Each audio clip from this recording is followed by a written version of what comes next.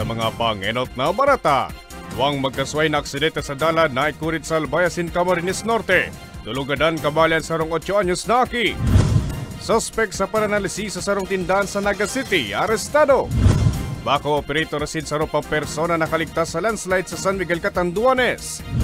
Local absentee voting para sa May 2025 local and national elections gigibun sa Abril. Asin, Festival Parade pingkudusir sa syudad ni Legazpi para sa National Arts Month.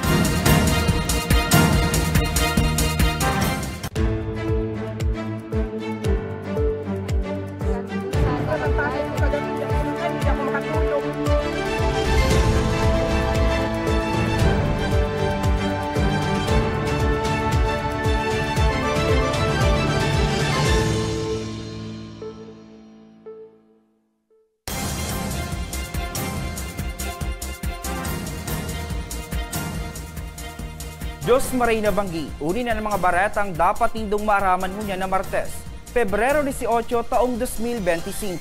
Sa detalyes, dead on arrival ang 31 anyos na padre de pamilya, asin ang sa iyang 8 anyos na aki kan mabangga nin 10-wheeler truck. Ang piglulunada nidang motorsiklo sa Labo, Camarines Norte. Human error naman ang pigsisirip na kausa kan pulisya. Si May Insinare sa bilog na detalye. Gada ng 31 anyos na padre de pamilya asinan sa iyang 8 anyos na aki kan mabangga nin 10-wheeler truck ang piglulunada nindang motorsiklo sa Maharlika Highway Purok 2, Barangay Gisikan, Labo, Camarines Norte alas 4 kasuudmang hapon. Basado sa impormasyon, biyaheng Manila ang truck. Pigbabaybay naman kan mag-ama andalan pasiring sa banwaan nindaet. Alagad pagabot sa lugar kan aksidente na sakop kan mga biktima ang linya kan truck na nauli sa saindang pagkakadiskwido. Medyo nakakalungkot po itong pangyayari po ito na kung saan ang dalawa po yung mismong mag-ama ang namatay on the spot doon po sa nangyaring insidente. Sa inisyal na investigasyon, nagluluwas na human error ang kausa kan aksidente. Kasakay yung anak, yung bata, doon sa mismong sa unahan ng motorcycle na kung saan posibleng nagalaw siguro ng bata yung manibela ng sasakyan na hindi na nakontrol ng kanyang ama, yung mismong nagmamaneho. Dahil naman sinangatan pa kanabaya ang pamilya ang truck driver makalihisan sa indang pag-urulay. Inako naman kan kumpanya kan truck ang gastuson sa lamayasin pagpapabulong sa mga biktima. Para sa mga baretang Tatak Bicol, May Insinares. Sa Tabaco City, gadan man ang sarong motorcycle rider kan makabangga sa sarong nakaparadang truck kasuudbang maagahon. Biktima na pag-aramanan na sa impluensya manin alak. May report si Angeline Dagta. Gadan ang 29 anyos na motorcycle driver. Makalihis na aksidente ining makabangga sa sarong nakaparadang truck sa Purok 7, Barangay Kinale, Tabaco City. Kasuod mga 1:50 nin maagahon kan Pebrero 17. Pigbisto ang motorcycle rider na si alias Romy. Residente kanaw ng bita na lugar. Pigbisto man ang driver ka nakaparadang truck na si alias Ben. 37 anyos, residente kan Virac, Catanduanes. Susog sa investigasyon kan Tabaco City Police Station. Gikan sa sarong pagtiripon sa Barangay San Roque parehong syudad, pauli na kutaan biktima sa saindang residensya. Nakaparada naman sa gilid tinampo ang truck mantang nagpapakliran sa Tabaco Port ang driver kaini nga ni makabiyahe pasiring sa isla. Alagad da inari paro kan biktima ang truck na nauli sa iyang pagkakadiskwido. Sa kusog kan impact nagsapo nin seryosong lugad sa iyang hawak ang biktima. Tulos siyang ipigdara sa Ziga Memorial District Hospital asin ipigbalyo sa Bicol Regional Hospital and Medical Center alagad binawian man sa nanin buhay. Pero hindi siya nakagilid masyado kasi anyway ang area naman na yun, hindi yun parking area. Naka-usli yung kanilang, although may marami kasing truck na going Catanduanes, naging nilang tamba itong going Catanduanes ito. Dito sila nag-park habang hinaantay yung go signal ng mga ng Port Authority na magpumasok sila sa gate 2 ng Tabaco City Port. Napag-araman man kan PNP na nasa impluensya nin alak ang biktima kan madiskwido. Actually, for na information, yung nakausap din namin yung family kahapon. Although medyo masakit sa parte nila, dahil sa nangyari na, ngayong araw magkakaroon din sila ng settlement. Pupunawari sila sa kawan. Pero hindi naman natin pinapangunaan. Pero yung trabaho ng Tabaco PNP is to file a case against them. Kasi kailangan natin protektahan ng ating mga motorista at mga kababayan. Pwede sir naman na masaangatanin kasong obstruction as in reckless imprudence resulting to damage to properties as in homicide ang truck driver. Para sa mga baretang Tatak Bicol, Angeline Dagta. 18 anyos na lalaki, arestado sa pananalisi sa sarong tindahan sa Naga City. Mamahalo na cellphones as in iba pang pagrugaring nagamit kan biktima na bawi man sa kawatan. Si Regine Boy sa bilog na detalye. Arestado ang sarong 18 anyos na lalaking ng habonin bag sa sarong tindahan sa Zamora Street, Sabang, Naga City, alas 7 kasubanggi. Basado sa impormasyon, pabalik na kuta ang biktima sa pagsadiri kay ining tindahan kan masabat kay ini ang suspect asin mariparo na bitbit na kan kawatan ang sa iyang bag. Pigbalo niyang agawan sa suspect ang pagsadiring bag alagad makaskas ining nakadulag. Nakahagad manintabang ang biktima sa naka-duty na tanod na matrayumpong nadakop ang suspect.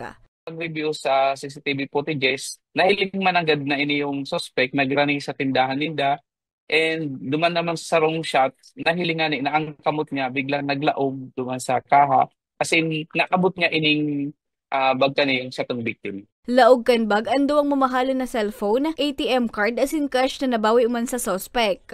Pudan mi na lang po giraray sa publiko na maglikay, mag-ingat po kan sa mga gamit. Ang krimen, igualan po yan ng tulong elements. Inot yan, si intention, si opportunity, and si instrumentality.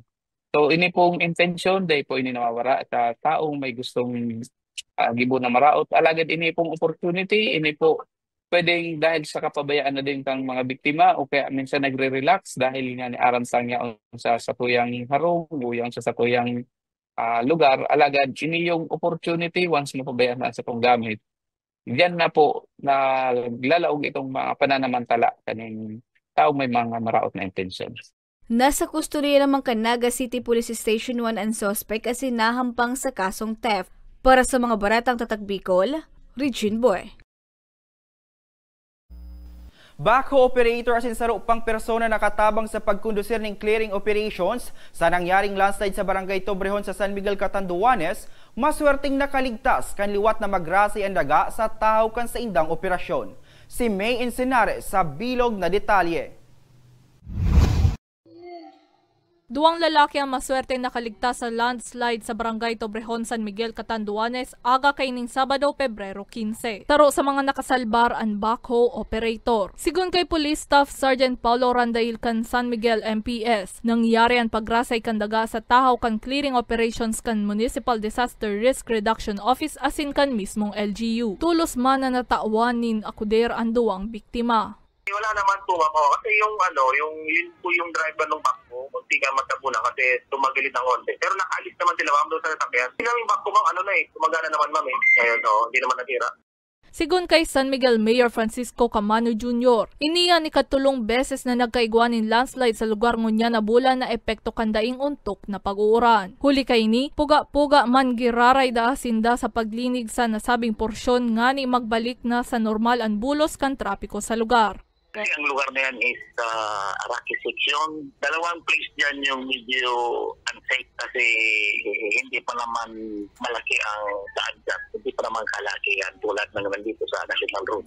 Sa presente, ang mga nakamotorsiklo pa sana ang pigtutugutan na makaagi sa nasabing dalan.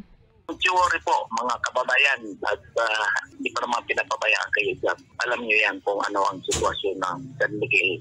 Pigbatanidan man kan alkalde ang mga nag-aaragi sa lugar na mas maging alerto sa huma kan landslide. Para sa mga baretang Tatak Bicol, May Encinares. Local absentee voting para sa Bay 2025 local and national elections gigibun sa Abril. Asin Festival Parade pigkudusir sa siyudad ng Legazpi para sa National Arts Month. Yan sa iba pang bareta sa pababalik ng Bicol Online TV.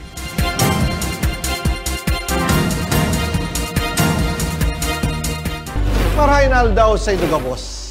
Ang aldaw na ini ay para sa Indo, para sa tuyang mga kababayang Bicolano na nangangaipuhan kan kalinga, asin manlain-lain na medikal na serbisyo. Ini po ang sa tuyang dalan para makapalhatod kan serbisyo maski guraano ini karayo o karani ang sa Indong kinamumugtakan. Ang Tarabangan Caravan ay saro pong inisyatibo kanako Bicol Party List na igwang layunin na darahon ang serbisyo medikal asin dental direkta sa saindong mga komunidad.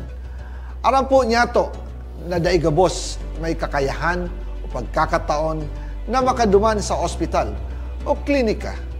Kaya't kami na po ang nagrarani sa Indo. Kaibahan ang matitibay na doktor, dentista, medical personnel, asin mga volunteer kan ako Bicol Party List. Libre po gabos ang serbisyo medikal, dental, laboratory, asin mga bulong. Wala po kamo na dapat ihadit sa gastusin ta ini ay para sa indong kalusugan. Kaiba taman po ang satuyang programa ang libreng gupit asin masahe para sa satuyang mga kababayan. Maliban digdi, may local recruitment activity man kitangon yan. Ini po sarong biyaya para sa satuyang mga kababayan na nag-aanap kitrabaho. Sana po ay makatabang ini sa Indo. Tangani, makaanap ki mga bagong oportunidad para sa Indong pamilya. Mga kababayan, buya ko pong ipaabot sa Indo na ako Bicol Party List permi yaon para sa Indo. Sadto ngunyan asin sa maabot. Kami po ay padagos paglilingkod sa bawat Bicolano. Kami po ay nagpapasalamat sa Indong padagos na suporta. Habang yaon ang suporta kan kada Bicolano sa ako Bicol Party List, padagos po niya to dadarahon ang mga programa na direktang nakakapiktar asin nakakatabang sa Indong gabos. Sa giraray, dakulaw pasasalamat po sa Indong pagtangkilid asin pagtitiwala naway padagos niya tong ipangaji ang mga kalusugan asin kaligtasan kang bawat saro. Padagos po kitang magtarabangan asin magkasararo para sa mas malusog asin masiglang Bicolandia. Dakulang salamat po asin maray na aldaw sa Indong gabos.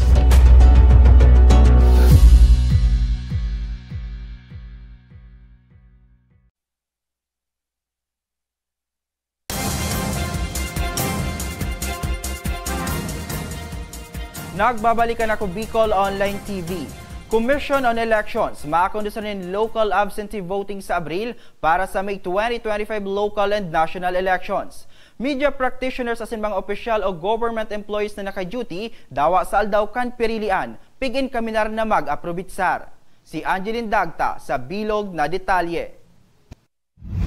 Station, online publication. Pigan kami narakan Commission on Elections o COMELEC and media practitioners, kabalian sa indang technical asin support staff, opisyal o empleyado kan gobyerno, mga miyembro kan Philippine National Police o PNP, asin Armed Forces of the Philippines o AFP na naka-duty daw sa aldaw kan pirilian na aprobitsaran ng local absentee voting o LAV sa maabot na Abril. Ang mga maabot na mag-avail ka ini, ang pwede sir na magsuunad kan sa indang aplikasyon antes na mag-Marso 7. Sa AFP asin PNP, pwede sir na ipasaan sa indang aplikasyon sa indang head of offices, commanders asin supervisors. Mantang pwede sirma na magsumitir sa opisina kan COMELEC Albayan mga miyembro kan media.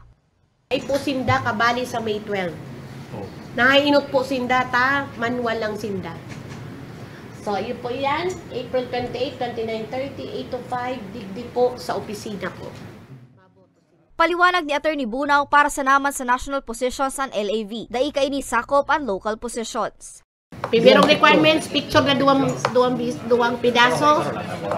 Application is for endorsement from the publisher, editor-in-chief, station manager, similar officer in the TV station, radio station, online publication employing the applicant. Okay, next, endorsement from the duly authorized officer. Ikokondusiran LAV sa Abril 28. 29 asin 30, pun alas 8 nin aga, sundo alas 5 nin hapon. Para sa mga baretang Tatak Bicol, Angeline Dagta. Manual lang sinda. So, Pigdarakan Sunwest Care Foundation Incorporated kasubagong agaan sa indang dental and medical mission sa Tumpa Elementary School sa Barangay Tumpa, Kamalig, Albay. 121 naman na estudyante ang nakinabang sa libreng serbisyong ini. Uyaan sa kuyang report. Pigpapasalamat ni Jonilyn kan Barangay Tumpa Kamalig Albay na nagabot na nagpaparakulog ng ipon kan sayang 7 anyos na aking si Jan. Ugma siya, hulitaday na siya nagastusan. Apisar kaya sa libreng gabot, igwama na pigtaong bulong sa Dental as in Medical Mission kan Sunwest Care Foundation Incorporated o SCFI na pigkundo sa kasubagong aga sa eskwela kan sa iyang aki sa Tumpa Elementary School. Dakulang bagay ng gada ini orog patakapos man sinda sa buhay. Nagpapasalamat po ako sa Sunwest at tinawan po kaming oportunidad na mag-ano po digden na magtauning serbisyo medikal, dental sa mga estudyante. Lalong-lalo na po sa akus ko, medyo bulok na po yung ibang ngipin niya. Nakapagpagabot man ng ngipon as nakapagpa-dental check-up ang duwang aki kan residenteng si Marife na estudyante man sa nasabing eskwelahan. Malaking tulong na rin po sa mga bata. Nakikita po nila at makita na rin po ng mga magulang na kung ano pong kaipuhan, kung ano pong kailangan na ipapaano yung mga ngipin nila, pag-aalaga. Tsaka malaking tulong na rin po talaga. Para sa pamayukan eskwelahan, maray man na nagkaigwanin siring na aktibidad para sa indang mga estudyante. Sa siring kayang paagi, mas magiging healthy ang sa indang kaakian, asin mas magiging aktibo sa pag-adal. Sa Sunwest Care Foundation, dakulaon na salamat, Diyos mabalos po. Sana padagustan sa tuyang partnership para sa kararahay kan sa muyang mga estudyante. Sigun sa opisina kan SCFI, iniyan sa indang paagi nga ni mas mairani sa komunidad ang sa indang mga libreng serbisyo na obhetong makakapagpabaskog sa salud kan mga benepisyaryo. Total na 121 na kaakian man ang nakinabang sa aktibidad. Sarap as per conversation sa school principal, sarap sa iling sa mga problema talaga nila is yung ani po so kulangan nila sa dental health care kang eskwelahan. So ngunyan, yung sa programa sa ito, ang foundation, nagkanda kita dental extraction activity. Tapos nagpasabay naman sa SDOP doktor, kaya nakakandak man kita check up para sa mga eskwelahan. Presente sa aktibidad ang mismong presidente kan foundation na si LC Enocando, asin ang Board of Trustees na sinda Ami Duran, asin Beatrice Sireco para sa mga baretang Tatak Bicol. Hercules Barbacena. Festival Parade, pigkundo sa kasudma sa syudad ng Legazpi bilang parte sa selebrasyon kan National Arts Month. Pagpreserba asin pagpapabisto sa talento kan mga estudyanteng Legazpeño, obheto da kan aktibidad. May istorya si Angeline Dagta. Mas naging buhay ang mayor ng mga tinampo sa syudad ng Legazpi. Huli sa Festival Parade para sa selebrasyon kan National Arts Month kasuudma. Pinuunan ang parade sa Bicol University Grounds, pasirig sa mismong venue sa Hampang kan Legazpi City Hall. Sa selebrasyon, ipinamalas naman kan kada partisipantes halis sa manlain-lain na eskwelahan at sa indang pinagandaan na performance. Ang estudyanteng si Princess kan Cabangan National High School, ugma asin ipigpapasalamat ang oportunidad na ipigtao sa iya, asin sa iyang group nga ni na makapag-perform asin maibida ang sa indang tibay sa pagbayle. Nakaka-overwhelm po kasi hindi kami makapaniwala na nakapag-perform kami with yung mga mag-run nga po baga. Tapos sa ganito karaming tao po. Iyon. At the same time, we're so feeling blessed po kasi syempre big opportunity kasi first year tapos nakapag-perform kami. Nangenot sa pagtiripo na namakan syudad na si Alcalde Pido Garbin Jr. Ugmaman siya sa trayumpo kan aktibidad na primerong beses pa sanang nagsikad ngunya na taon. Bilang inyong itinalagang alkalde ng lungsod ng Legazpi, binabati ko kayong lahat sa pagbubukas ng National Arts Month, Legazpi Arts Festival Year 1. Sa araw na ito, ating ipinagdiriwang ang ani ng sining na nagbibigay diwa at nagpapalakas ng damdamin sa ating mga puso at isipan. Nurturing local artist creativity for community progress and development ang naging tema kan selebrasyon. Nakatuwang man sa nasabing aktibidad kan LGU Legazpi ang Legazpi City Schools Division Office. Isa pong pagkilala at pagsaludo sa ating local government unit ng Legazpi na patuloy na pinapahalagahan ang pagkakaroon ng pagkilala sa lahat ng uri ng tinatawag natin na anyo ng mga tinatawag na arts. Ang mga paaralan ay palaging tutulong, gagabay, susuporta para pagyamanin natin, payabungin natin ang mga iba't ibang uri at klase ng arts. Mientras tanto, obheto kan selebrasyon na may preserba asin mabistuhan na talento kan mga estudyanteng Legaspeño pag-abot sa arte, na dakulan ng gada na idadarang ambag sa pag-uswag kan syudad sa dapit na panahon. Para sa mga baretang Tatak Bicol, Angeline Dagta. Asin yan ang kateleponan kan mga baretang naguno kan ako Bicol News Team. Ako po si Hercules Barbacena. Salamat!